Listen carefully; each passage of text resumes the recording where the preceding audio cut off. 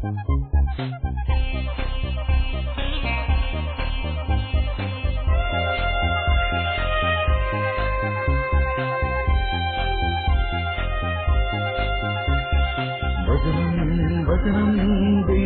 വചനം നന്മകൾ ചെയ്യാനറിയൂ വചനം. വചനമറിഞ്ഞാൽ ആത്മാവുണരും തൃപ്തി. വചനം വചനം ദൈവത്തിൻ വചനം. വചനം വചനം ദൈവത്തിൻ വചനം.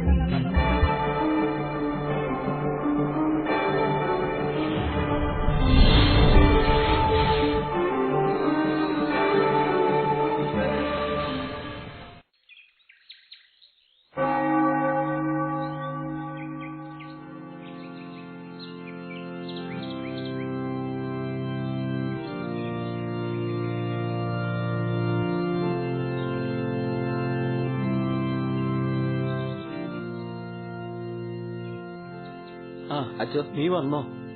അച്ഛനെങ്ങോട്ടെങ്കിലും പോവാറിയതാണോ? 1-2 സ്ഥലങ്ങളിൽ പോകണമായിരുന്നു. പിന്നെ നീ വിളിച്ചു പറഞ്ഞപ്പോ ഞാനങ്ങ് വെയിറ്റ് ചെയ്തേ ഉള്ളൂ. അല്ല, എന്താ പ്രശ്നം? അത് പിന്നെ അച്ഛനൊന്ന് വന്നേ.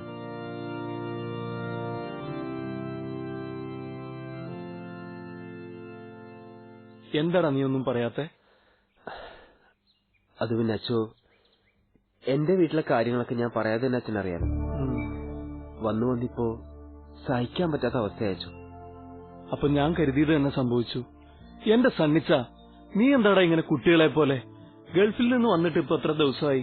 അതിനുള്ളിൽ ഇങ്ങനെയൊക്കെ എന്ന് പറഞ്ഞാ ഞാൻ നോക്കിയെടുത്തോളം ഇപ്പൊ നിന്റെ വീട്ടിൽ യാതൊരുവിധ പ്രശ്നങ്ങളുമില്ല.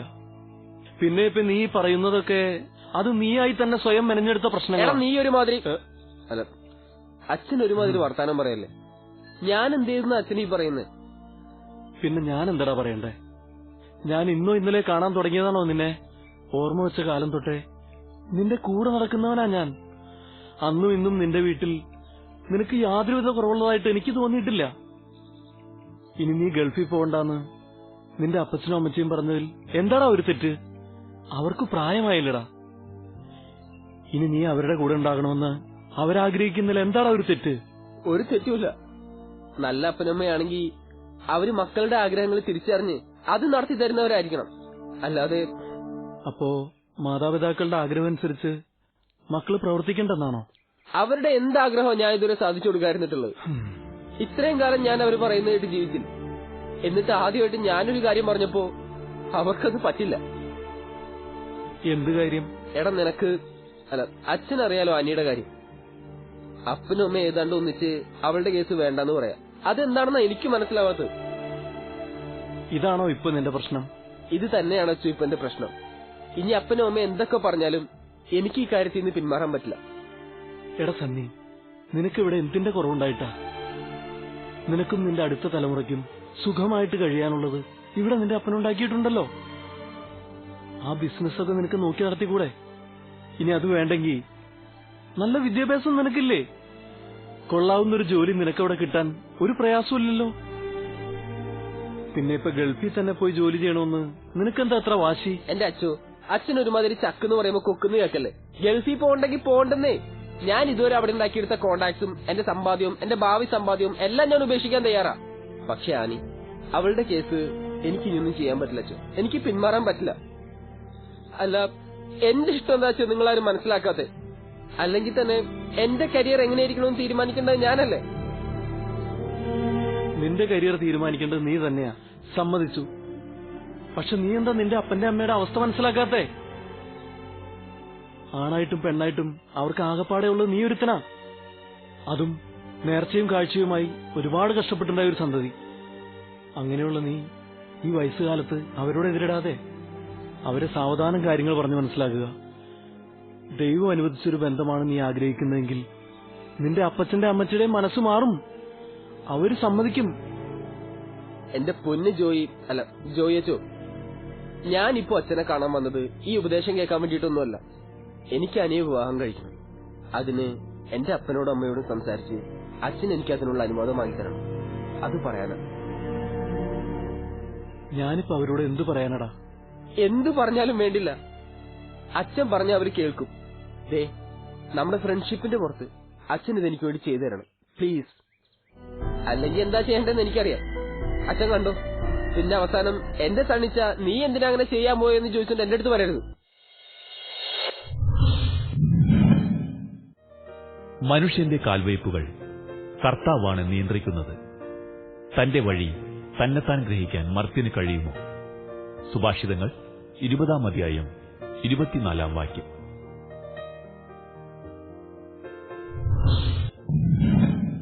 അച്ചോ അച്ചോ, ഈശോമിശിഹായ്ക്ക് സ്തുതിയായിരിക്കട്ടെ. എപ്പോഴും സ്തുതിയായിരിക്കട്ടെ. എന്തൊക്കെയുണ്ട് ചേർത്തി വിശേഷങ്ങൾ? നല്ല വിശേഷം അച്ചോ. ഞാൻ കുർബാന കഴിഞ്ഞ് സെമിത്തേരി വരെ ഒന്ന് പോയി. തിരിച്ചു വീട്ടിലേക്ക് പോകുന്ന വഴിയാ. പോകുന്നതിന് മുമ്പ് വികാരിയച്ഛനെ ഒന്ന് കണ്ടേച്ച് പോവാന്ന് കരുതി. വേറൊന്നും അല്ല അച്ചോ, അടുത്ത ആഴ്ച കുടുംബ പ്രാർത്ഥന ഞങ്ങളുടെ വീട്ടിലാണല്ലോ. അപ്പൊ അച്ഛനെ ഒന്ന് നേരിട്ട് കണ്ടു ക്ഷണിക്കാന്ന് കരുതിയാ. ചേർത്തി, അച്ഛനിവിടെ ഇല്ലല്ലോ. അച്ഛനൊന്ന് അരമന വരെ പോയിരിക്കുവാ. ആണോ? ഇന്നിനി അച്ഛൻ തിരിച്ചു വരുമ്പോ വൈകിട്ട് 5 മണി കഴിയും. എങ്കിൽ പിന്നെ ഞാൻ പോയിട്ട് നാളെ വരാം. ശരി ചേർത്തി. ചേർത്തി, ഇത് സണ്ണി, എന്റെ കൂട്ടുകാരനാ. ചേർത്തി ഈ ഇടവകയിലുള്ളതാ. പള്ളിയിലെ കുർബാനയിലും പ്രാർത്ഥനയിലും ഒട്ടുമിക്ക കാര്യങ്ങളിലും വളരെ ആത്മാർത്ഥമായി പ്രവർത്തിച്ചുകൊണ്ടിരിക്കുന്ന ആളാ.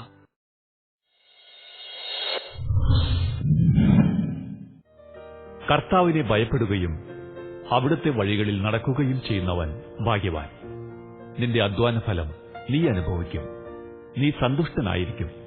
നിനക്ക് നന്മ വരും. സങ്കീർത്തനങ്ങൾ 128-ാം അധ്യായം 1-2 വാക്യങ്ങൾ. ചേർത്തിക്ക് 5 മക്കളാ. അതെ, ദേവസി, ജോസഫ്, സേവിയർ, ജോണിക്കുട്ടി, റാഫി. റാഫി എന്ന് പറഞ്ഞ ഈ റാഫേലേ, ഇവർക്കെല്ലാവർക്കും കൂടി 16 മക്കളുണ്ട്. എന്റെ ഭർത്താവ് മരിച്ചിട്ട് 10 വർഷം കഴിഞ്ഞു. ഞാൻ അച്ചായന്റെ കുഴിക്ക് പോയിട്ട് വരികയാണേ. മൂത്ത മകൻ ദേവസി കുട്ടിക്ക് 4 മക്കളാ. ജിൻസി, വിൻസി, ഷിൻസി, ജോൺസി. പിന്നെ രണ്ടാമത്തെ മകൻ ജോസഫിന് 3 മക്കള്. ഷിൻഡോ, ഷാൻഡോ, ഷാൻഡി. മൂന്നാമത്തെ മകൻ സേവിയറിന് 3 മക്കള്. മൂത്തത് ഔദ, അത് അച്ചായന്റെ പേരാണേ. പിന്നെ കറിയ, അന്നക്കുട്ടി. അന്നക്കുട്ടി എന്റെ പേരാണേ. നാലാമത്തെ മകൻ മതിയോ കേട്ടോ സണ്ണി, ചേട്ടത്തിക്ക് ചേട്ടത്തിയുടെ മക്കളുടെയും പേരക്കുട്ടികളുടെയും പേരെല്ലാം ബൈഹാർട്ടാ. കമ്പ്യൂട്ടർ പിന്നിൽ നിൽക്കും. അത് കൊള്ളാലോ. എനിക്ക് പിന്നെ ഞാൻ അങ്ങോട്ട് ചെല്ലട്ടെ. ശരി. എന്നാ ഞാനങ്ങോട്ട് ചെല്ലട്ടെ അച്ചോ. അല്ല അച്ചോ, ഈ മോൻ എന്തോ വിഷമമുണ്ടല്ലേ? അല്ല, കുറച്ചൊക്കെ ഞാൻ കേട്ടേ. എല്ലാം ശരിയാകും. ഇപ്പൊ ഞാൻ പ്രാർത്ഥിക്കുന്നത് അവനും അവന്റെ കുടുംബത്തിനും വേണ്ടിയാ. അച്ഛൻ പ്രാർത്ഥിക്കണം അച്ചോ. അച്ഛന്റെ ഈ പ്രാർത്ഥന ദൈവം കേൾക്കും. എന്നാ ഞാനും ആ വണ്ടിക്ക് അങ്ങ് പോട്ടെ അച്ചോ. എനിക്ക് ആ പോസ്റ്റ് ഓഫീസിന്റെ അടുത്ത് ഇറങ്ങാലോ. അപ്പൊ ശരി അച്ചോ. മോനെ, ഒന്ന് നിർത്തിയേ മോനെ, ഒന്ന് നിർത്തിയേ. എന്റെ മോനെ, മോൻ ആ പോസ്റ്റ് ഓഫീസിന്റെ വഴിയല്ലേ പോണേ? എന്നെ അവിടെ ഒന്ന് ഇറക്കിയേ. ഇവിടുന്ന് 4 കിലോമീറ്റർ ഉള്ളന്നേ. മോന് ഹൈവേയിലേക്കല്ലേ പോണ്ടേ? അവിടുന്ന് പിന്നെ ഒരു 2 കിലോമീറ്റർ ഉള്ളു ഹൈവേയിലേക്ക്. വെല്ലുമ്മച്ചിക്ക് നടക്കാൻ ഇത്തിരി ബുദ്ധിമുട്ടായോണ്ടാണ്. അല്ല, മോന്റെ വീട് എവിടെയാണെന്നാ പറഞ്ഞേ? പള്ളിപ്പുറം. അപ്പൊ പിന്നെ ഹൈവേന്ന് ലെഫ്റ്റിലേക്കല്ലേ പോണ്ടത്? എന്നാ എന്നെ ആ പോസ്റ്റ് ഓഫീസിന്റെ അടുത്തൊന്ന് ഇറക്കിയത് മോനെ. രാവിലെ ജോണിക്കുട്ടി കൊണ്ടെന്ന് ആക്കിയതാണ്. പോട്ടെ മോനെ.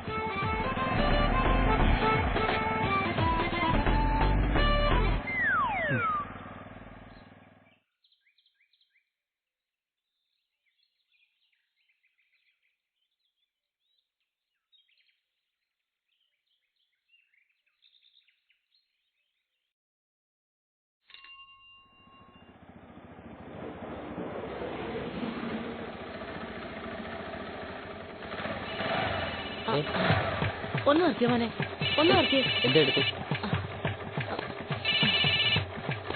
ഹലോ, മോനെ ജോസഫേ. പറയടാ. അയ്യോ, അമ്മച്ചിക്ക് മനസ്സിലായില്ല മോനെ. ഞാൻ പള്ളിയിൽ നിന്ന് വീട്ടിലേക്ക് വരുന്ന വഴിയാ. ഓട്ടോ ഒന്നുമല്ല, ഒരു 2 വീലറാ. അത് നമ്മുടെ കൊച്ചച്ഛൻ ജോയിയച്ഛനില്ലേ, അച്ഛന്റെ ഒരു കൂട്ടുകാരനാ. നീ എന്താ പറഞ്ഞേ? വേണ്ട വേണ്ട, ഞാനങ്ങ് എത്തിക്കോളാം. ഒരു മിനിറ്റ്, എന്റെ മോൻ ജോസഫാണേ. അവൻ വണ്ടി കൊണ്ട് വരണമെന്ന്. ജോണിക്കുട്ടി ഇപ്പഴാ ജോസഫിനെ വിളിച്ചു പറഞ്ഞത്. ഞാൻ പറഞ്ഞു വേണ്ടാന്ന്. എങ്കിൽ പിന്നെ നമുക്ക് പോവാം മോനെ.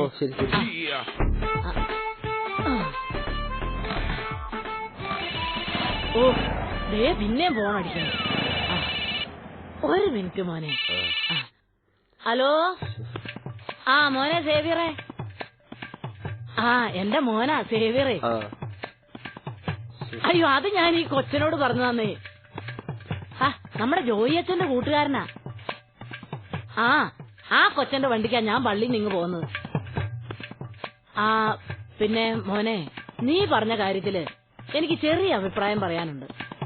എടാ ഇത്രയും പണം മുടക്കി ആ ഓഫീസിനകത്ത് അത്രയും ഇന്റീരിയർ വർക്ക് ചെയ്യുമ്പോ പെട്ടെന്നൊരു ദിവസം അതെല്ലാം കൂടി പൊളിച്ചോണ്ട് പോണോന്ന് പറഞ്ഞു കഴിഞ്ഞാ ഇപ്പൊ നമ്മൾ മുടക്കാൻ പോകുന്ന ഇത്രയും പണം വെറുതെ ആവില്ലേ മോനെ? കാരണം അവരുമായിട്ടുള്ള എഗ്രിമെന്റില് 3 വർഷത്തേക്കെന്ന് പറഞ്ഞിട്ടുണ്ടെങ്കിലും ഒരു മിനിറ്റ്, ഒന്നാം പാർട്ടി അതായത് ബിൽഡിംഗ് ഓണർ എപ്പോ ആവശ്യപ്പെട്ടാലും നമ്മൾ ബിൽഡിംഗ് ഒഴിഞ്ഞു കൊടുക്കണമെന്നല്ലേ? അതൊരു വശപ്പശകല്ലേ മോനെ? ആ പോയിന്റ് മാറ്റി 3 വർഷത്തിന് ശേഷം എപ്പോ വേണമെങ്കിലും ബിൽഡിംഗ് ഓണറിന്റെ ഇഷ്ടാനുസരണം ഒഴിഞ്ഞു കൊടുക്കാം എന്നാക്കി മാറ്റണം. 3 വർഷം കൊണ്ട് നീ മുടക്കിയ കാശിങ്ങ് കിട്ടുമല്ലോ. ബാക്കി നമുക്ക് നേരിട്ട് സംസാരിക്കാം. ഓക്കെ, ഇനി നമുക്ക് പോവാം മോനെ. അല്ല മോന്റെ പേരെന്താന്നാ പറഞ്ഞേ? ഓ സണ്ണിച്ചൻ. എന്നാ വണ്ടി എടുക്കും മോനെ സണ്ണിച്ച.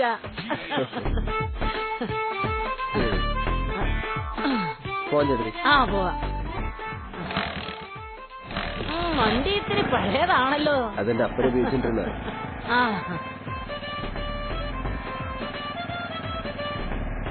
മോനെ ജെയിംസുട്ടി ഒന്ന് നിർത്തിക്കേ. മറ്റടുത്ത് ഇതെവിടെ പോയതാ? അല്ല ഇതാരാ? ഇത് സണ്ണിച്ചൻ. നമ്മുടെ കൊച്ചച്ഛൻ ജോയിച്ചനല്ലേ, അച്ഛന്റെ അടുത്ത കൂട്ടുകാരനാ. ഞാൻ ജെയിംസ്. ഹലോ. ഹലോ. മോനെ സണ്ണിച്ച ഒരു മിനിറ്റ്. ഓ ശരി. ജെയിംസ് കുട്ടി, നീ ഇതെന്തിനുള്ള പുറപ്പാടാ? എടാ കൊച്ചനെ ജീവിതം ഒന്നേ ഉള്ളൂ. അത് ദൈവത്തിന് ഇഷ്ടപ്പെട്ട രീതിയിൽ ജീവിച്ചു തീർക്കണം. അല്ലാതെ ചെകുത്താന്റെ തന്ത്രത്തിൽപ്പെട്ട് ജീവിതത്തിന്റെ സന്തോഷവും സമാധാനവും കളഞ്ഞ് ജീവിക്കരുത്. ഞാൻ എന്ത് വേണമെന്നാ ചേട്ടത്തി പറയണത്? മോനെ ക്ഷമിക്കണം, പരസ്പരം ക്ഷമിച്ച് ജീവിക്കണം. ഞാൻ തയ്യാറാ ചേട്ടത്തി. പക്ഷേ എടാ മോനെ, നിങ്ങളുടെ ജീവിതം നിങ്ങളുടേതാ. മറ്റുള്ളവരുടെ വാക്കിലെ നല്ലതും ചീത്തയും തിരിച്ചറിഞ്ഞ് വേണ്ടത് സ്വീകരിക്കുകയും വേണ്ടാത്തത് തള്ളിക്കളയുകയും വേണം. ഇതിപ്പോ ജെയിംസ് കുട്ടി, മോൻ എന്താ പറ്റിയത്? വേണ്ടതും വേണ്ടാത്തതും ഒക്കെ സ്വീകരിച്ച് ദൈവത്തെ മറന്ന് പരസ്പരം കലഹിച്ച് ജീവിച്ചു. മോനെ നീ നാളെ തന്നെ പോയി അവളെ വിളിച്ചോണ്ട് വരണം. ദേ ഞാൻ ഇന്ന് രാവിലെ കൂടി ഷെർലി മോളെ വിളിച്ചതേ ഉള്ളൂ. നിന്റെ ഒരു വിളി, ഒരു വരവ്, ഇതൊക്കെ പ്രതീക്ഷിച്ചിരിക്കുക അവള്. മോനെ തള്ളിക്കുട്ടി ഒരു മിനിറ്റ്. അത് കുഴപ്പമില്ല. ചേട്ടത്തി ചെല്ല്, ഞാൻ നാളെ തന്നെ പോയി അവളെ വിളിച്ചോണ്ട് വരാം. അങ്ങനെ ചിന്തിക്കും മോനെ, ദൈവം നിന്നെ അനുഗ്രഹിക്കും. ചേർത്തി പ്രാർത്ഥിക്കാടാ മോനെ.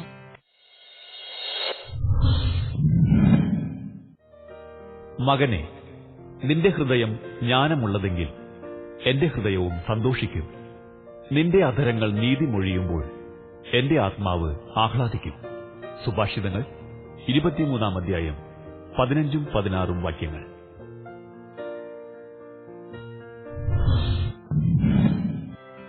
എങ്കിൽ പിന്നെ ഞാൻ ചെല്ലട്ടെ ചേട്ടത്തി? അങ്ങനെ ആട്ടോ മോനെ. സണ്ണി ഞാൻ ചെല്ലട്ടെ? ഓക്കെ. എങ്കിൽ പിന്നെ നമുക്ക് പോകാൻ ചേർത്തി. പാവോ മോനെ, ഈ ജെയിംസിന്റെ അമ്മയപ്പനും മരിച്ചുപോയതാ. ഞങ്ങൾ കുടുംബക്കാര് തമ്മിൽ വലിയ ലോഹിത്തിലായിരുന്നു. കുടുംബക്കാരെല്ലാരും കൂടി അഭിപ്രായം പറഞ്ഞും സമാധാനിപ്പിച്ചു ഉപദേശിച്ചും ഈ പിള്ളേരുടെ ജീവിതം ഈ നിലയിലാക്കി. മാതാപിതാക്കൾ ഉള്ളപ്പോഴേ അവരുടെ വില അറിയൂ.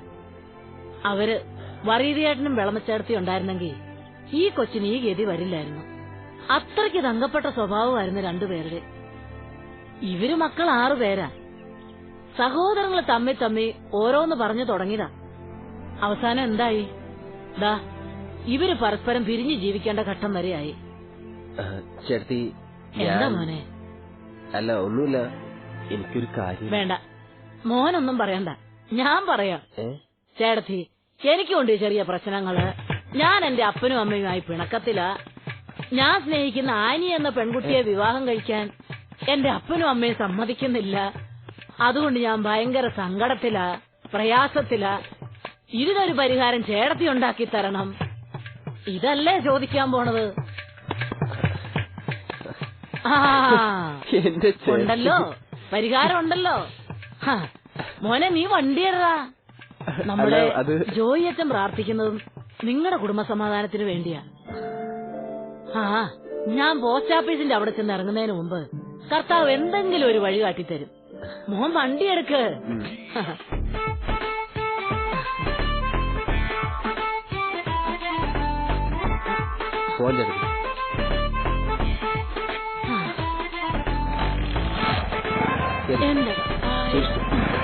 പോമോനെ.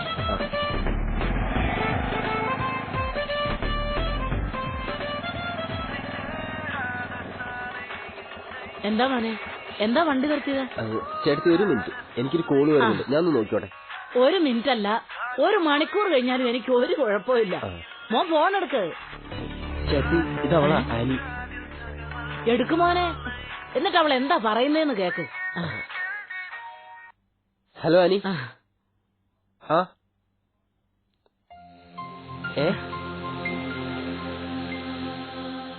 അല്ല, അത് ആനി, ഞാനൊന്ന് പറയട്ടെ.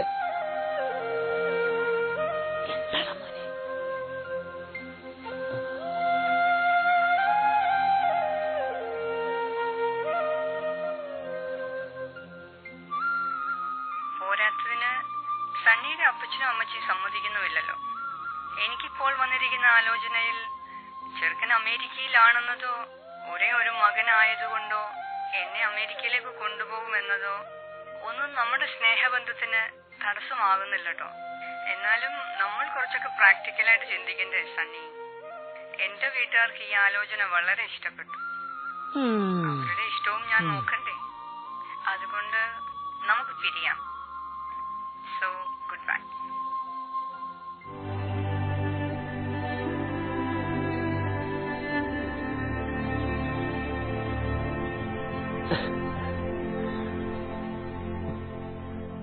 പോട്ടടാ മക്കളെ, നീ വിഷമിക്കാതിരിക്ക. എടാ മക്കളെ, നമ്മൾ സ്നേഹിക്കുന്നവരെ അല്ല, നമ്മളെ സ്നേഹിക്കുന്നവരെയാണ് ഈ കാര്യത്തിൽ നമ്മൾ തിരഞ്ഞെടുക്കേണ്ടത്. അതും മാതാപിതാക്കളുടെ ഇഷ്ടത്തോടെ ആവുമ്പോ അത് ദൈവത്തിന് ഇഷ്ടപ്പെട്ട ബന്ധമായിരിക്കും. അങ്ങനെയുള്ള ഒരു ബന്ധത്തിന് ഒരു തടസ്സങ്ങളും ഉണ്ടാവില്ല. നീ വിഷമിക്കാതിരിക്കടാ മോനെ.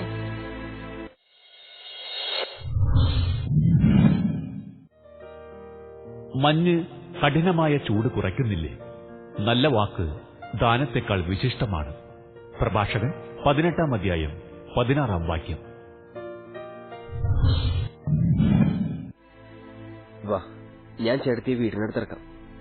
വീടിനടുത്തല്ല, ഏതായാലും പോസ്റ്റ് ഓഫീസിന്റെ അടുത്ത് വരെ വരികയല്ലേ. എന്റെ വീട്ടിലൊന്ന് കേറിയിട്ട് പോയാ മതി. വേണ്ട, ഞാൻ പോട്ടെ ചേട്ടത്തി. ദേ, എന്നെ കൊണ്ട് വീട്ടിലാക്കിയിട്ടേ മോനെ സണ്ണിച്ച നിന്നെ ഞാൻ വിടൂ. വാട മോനെ, നീ വണ്ടി എടുക്ക്. ഒരാനി പോയാ അവളേലും നല്ലൊരു പെങ്കൊച്ചിനെ നിനക്ക് ഭാര്യയായിട്ട് കിട്ടും. നീ വണ്ടി എടുക്കടാ.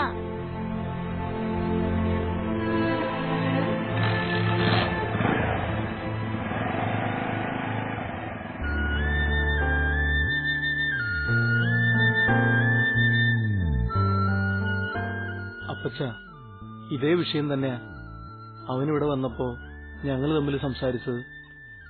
അപ്പച്ചൻ വരുന്നതിന് തൊട്ടു മുൻപാ അവനിവിടുന്ന് പോയത്. എന്നിട്ട് അവൻ എന്താ അച്ഛാ പറയുന്നത്? അച്ഛനോടാവുമ്പോ അവന്റെ മനസ്സിലുള്ളതാവും തുറന്നു പറയൂലോ. ഞങ്ങളോട് രണ്ടുപേരോടും ഇപ്പോ ഭയങ്കര ദേഷ്യത്തിലാവും പെരുമാറുന്നത്. അച്ഛനോട് എന്താ പറഞ്ഞേ?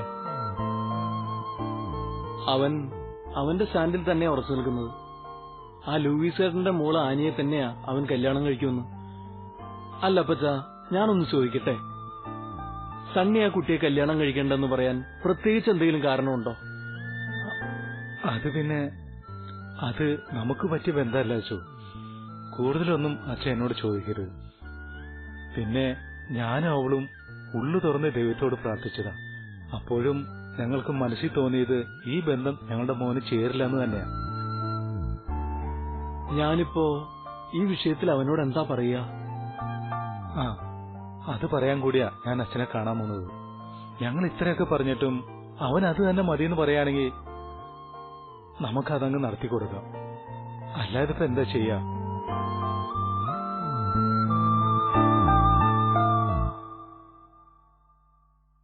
ഞാൻ അവനെ ഒന്ന് വിളിക്കട്ടെ.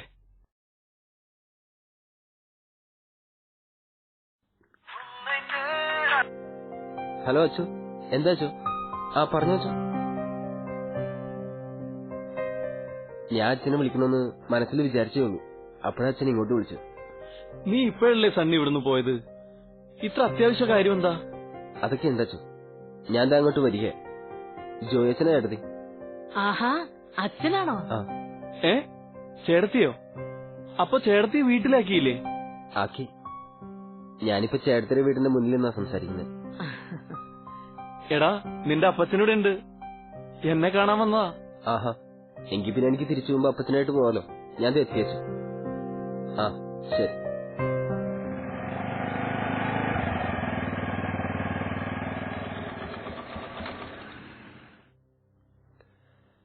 അപ്പച്ച. മോനെ സണ്ണി.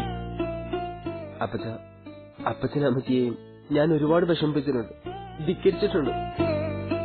പക്ഷെ ഇനി ഒരിക്കലും ഞാൻ അങ്ങനെയൊന്നും ചെയ്യില്ല, നിങ്ങളെ വേദനിപ്പിക്കില്ല. അപ്പച്ചൻ എന്നോട് ക്ഷമിക്കണം. എന്താടാ മോനെ ഇത്? മക്കൾ തെറ്റ് ചെയ്യുമ്പോ മാതാപിതാക്കൾക്ക് വിഷമമുണ്ടാകുന്നത് ശരിയാ. പക്ഷെ മാപ്പ് ചോദിക്കേണ്ട തെറ്റൊന്നും എന്റെ മോൻ ചെയ്തിട്ടില്ല. ഒരു തരത്തിൽ ഞാനും നിന്റെ അമ്മച്ചിയാ നിന്നോട് തെറ്റ് ചെയ്തത്. നിന്റെ ഇഷ്ടം അതാണെന്ന് നീ പറഞ്ഞിട്ടും അത് സാധിച്ചു തരാതെ ഞങ്ങൾ നിന്നെ എതിർത്തു. എന്താ അപ്പച്ച എങ്ങനെയൊക്കെ പറയുന്നു? അപ്പച്ചനും അമ്മച്ചിയും വേദനിപ്പിച്ചതിന്റെ കുറ്റബോധവും പേരെയാണ് ഞാനിവിടെ നിൽക്കുന്നത്. എന്നിട്ടും അപ്പച്ചൻ ഇങ്ങനെയൊക്കെ പറഞ്ഞ ആ കുറ്റബോധം കൂടത്തേ ഉള്ളൂ. ഇല്ല, അപ്പച്ചൻ ഇനി മോനെ വിഷമിപ്പിക്കില്ല. മോന്റെ ഇഷ്ടം എന്താണെന്ന് വെച്ചാ അതേപോലെ നടക്കട്ടെ. നീ ആനിയെ വിവാഹം കഴിക്കുന്നത് ഞങ്ങൾക്കിപ്പോ സന്തോഷമേ ഉള്ളൂ. അപ്പം പോയി സംസാരിക്കാടാ ആനിയുടെ വീട്ടുകാരോട്. മനസ്സില്ലാ മനസ്സോടെ അപ്പച്ചനത് പറഞ്ഞെന്ന് എനിക്കറിയാം. വേണ്ട അപ്പച്ച, എനിക്കിനി ആ ബന്ധം വേണ്ട. അപ്പച്ചനും അമ്മച്ചിയും കണ്ടെത്തുന്ന വേറെ ഏത് പെൺകുട്ടിയെ ഞാൻ വിവാഹം കഴിച്ചോളാം. പക്ഷെ എന്റെ മോൻ ആഗ്രഹിച്ച ആ ബന്ധമല്ലേ? അപ്പച്ചൻ നീ അതിനെ കുറിച്ച് എന്നോടൊന്നും ചോദിക്കരുത്. നമുക്കത് വേണ്ട. മോനെ, ഇതെന്ത് മറിമായം? എടാ സണ്ണിച്ച, അല്പം മുമ്പ് ഇവിടെ നിന്ന് പോയ ആളല്ലല്ലോ നീ. എന്താണ് നിനക്ക് സംഭവിച്ചത്? അല്ല, ചേട്ടത്തി ഉണ്ടായല്ലോ കൂടെ. എന്താ ചേട്ടത്തിവിന് പറ്റിയത്? ചേട്ടത്തി ഉണ്ടായിരുന്നോണ്ടാ അച്ചോ എല്ലാം നല്ല രീതിയിൽ അവസാനിച്ചത്. എല്ലാം എനിക്ക് മനസ്സിലാക്കാൻ പറ്റിയത്. ഇവിടുന്ന് പോയി ചേട്ടത്തിന്റെ വീടെത്തുന്നതിന് മുമ്പ് ഒരുപാട് കാര്യങ്ങൾ എനിക്ക് അന്നമ്മ ചേട്ടത്തിൽ നിന്ന് മനസ്സിലാക്കാൻ പറ്റി. ആനിയോടുള്ള എന്റെ സ്നേഹത്തിനേക്കാൾ വലുത് എന്റെ അപ്പനോടും അമ്മയോടും എനിക്കുള്ള കടപ്പാടാണെന്ന് അല്പം മുമ്പാ ഞാൻ തിരിച്ചറിഞ്ഞത്. അതെനിക്ക് മനസ്സിലാക്കി തന്നത് ചേട്ടത്തിയ. അത് കൊള്ളാലോ. ഏതായാലും കർത്താവിന് സ്തുതി. അല്ല, അപ്പച്ചൻ പരിചയപ്പെട്ടില്ലല്ലോ. ഇതെന്നമ്മ ചേട്ടത്തി. ചേട്ടത്തി, ഇതെന്റെ അപ്പച്ചൻ. അത് നീ പ്രത്യേകിച്ച് പറയണോ? എനിക്ക് മനസ്സിലായില്ലയോ? ആ, എനിക്ക് 5 മക്കളാ. ചേട്ടത്തി, മക്കളുടെയും പേരക്കുട്ടികളുടെയും കാര്യം പറയാനാണെങ്കിൽ അത് വേണ്ട. അല്ലേ? എങ്കി അച്ഛനിങ്ങ് വന്നേ, ഞാൻ വേറൊരു കാര്യം. അതെന്ത് കാര്യം? അച്ഛനൊന്ന് വാ അച്ഛ. അല്ലെങ്കിൽ വേണ്ട, ഞാൻ തന്നെ പറയാം. സണ്ണിമോന്റെ അപ്പച്ച, എനിക്ക് 5 മക്കളാ. ചേട്ടത്തി വേണ്ട. അതല്ലച്ചോ, എന്റെ മൂത്ത മകന്റെ മോളാണ് ജിൻസി മോള്. ആ മോളെ ഈ സണ്ണിച്ചിനെ കൊണ്ട് കല്യാണം കഴിപ്പിക്കണമെന്ന് എനിക്കൊരാഗ്രഹം. നിങ്ങൾക്ക് സമ്മതമാണെങ്കിൽ നമുക്കതങ്ങ് നടത്താം. ഞങ്ങളുടെ കുടുംബത്തെയും ഇവരുടെ കുടുംബത്തെയും അച്ഛനറിയാവുന്നതാണല്ലോ. മോനെ, മോൻ ഇന്ന് വീട്ടിൽ വന്നപ്പോ ചായ കൊണ്ടും തന്നില്ലേ? അതാ ജിൻസി മോള്. മോനവളെ ഇഷ്ടായോ?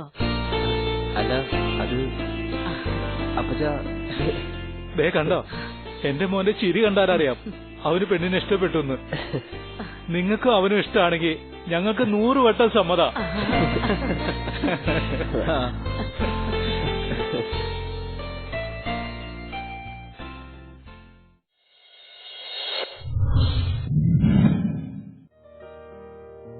ദൈവത്തെ സ്നേഹിക്കുന്നവർക്ക്, അവിടുത്തെ പദ്ധതിയനുസരിച്ച് വിളിക്കപ്പെട്ടവർക്ക് അവിടുന്ന് സകലവും നന്മയ്ക്കായി പരിണമിപ്പിക്കുന്നു. റോമ 8:28.